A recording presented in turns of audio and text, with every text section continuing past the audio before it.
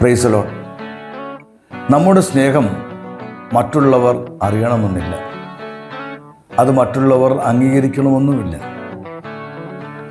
എന്നാൽ 1 കൊരിന്ത്യർ 8-ാം അധ്യായം അതിൻ്റെ 3-ാം വാക്യത്തിൽ പൗലോസ് ഇപ്രകാരം പറയുന്നു: ഒരുവൻ ദൈവത്തെ സ്നേഹിച്ചാൽ ദൈവം അവനെ അറിഞ്ഞിരിക്കുന്നു. അതെ, നമ്മെ അറിയുന്ന ഒരു നല്ലൊരു കർത്താവ്, നമ്മുടെ സ്നേഹത്തെ അറിയുന്ന ഒരു കർത്താവ്. നമ്മുടേതായ സ്നേഹം അത് സത്യമാണെങ്കിൽ തീർച്ചയായിട്ടും ആ ദൈവം നമ്മെ അറിയുവാനിടയായി. ആ ദൈവം നമ്മെ അറിഞ്ഞാൽ നമ്മുടെ സകല പ്രശ്നങ്ങൾക്കും അത് പരിഹാരമായി തീരുവാനിടയായി.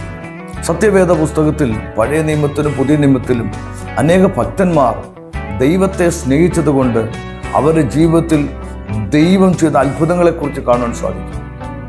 അത് തീച്ചൂളുടെ അനുഭവമാണെങ്കിലും, സിംഹഗുഹയുടെ അനുഭവമാണെങ്കിലും, തടവറയുടെ അനുഭവമാണെങ്കിലും അവിടെയെല്ലാം ഇറങ്ങിച്ചെന്ന് അവരെ വിടുവിച്ച നല്ലൊരു ദൈവത്തെ നമുക്കവിടെ കാണാൻ സാധിക്കും. പ്രിയരെ, ആ ദൈവത്തെ സ്നേഹിക്കുവാൻ നീ തയ്യാറായാൽ ആ ദൈവം നിന്നെ അറിയുവാനിടയായിത്തീരും. ആ ദൈവം നിന്നെ അറിഞ്ഞാൽ നിന്റെ ആവശ്യങ്ങൾ ആ ദൈവം അറിയുവാനിടയായിത്തീരും. നിൻ്റെതായ പ്രശ്നങ്ങൾ ആ ദൈവം അറിയുവാനിടയായിത്തീരും. നിന്റെ ജീവിതത്തിലെ സകല ബുദ്ധിമുട്ടുകളും ആ ദൈവം അറിയുവാനിടയായിത്തീരും. ആ ദൈവം ആ ബുദ്ധിമുട്ടുകളും പ്രശ്നങ്ങളും മാറ്റി നിന്നെ കരം പിടിച്ച് നടത്തുവാൻ ആ ദൈവം സർവശക്തനായ ദൈവമാണ്.